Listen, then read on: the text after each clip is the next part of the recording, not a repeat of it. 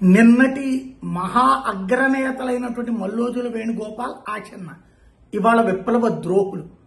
అభయ్ ఏదైతే మల్లోజుల వేణుగోపాల్ సోను అభయ్ పేరుతో తను ప్రెస్ నోట్ రిలీజ్ చేసేవాడు.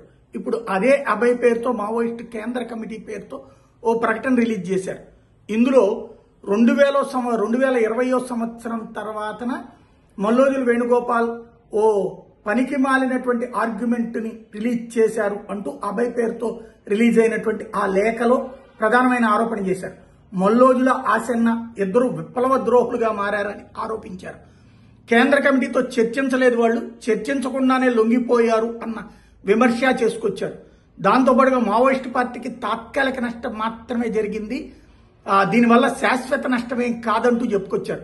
2020లో మల్లోజుల ఒక తప్పుడు భావజాలాన్ని లేవనెత్తాడు, దాన్ని మేము తిరస్కరించాం, దానికి ప్రతిగా ఇప్పుడు ఈ పని చేస్తున్నారు, మల్లోజుల ఆసన్నలకి ప్రజలే తగిన శిక్ష విధిస్తారు అన్నటువంటి విషయాన్ని మావోయిస్టు కేంద్ర కమిటీ ప్రకటించింది.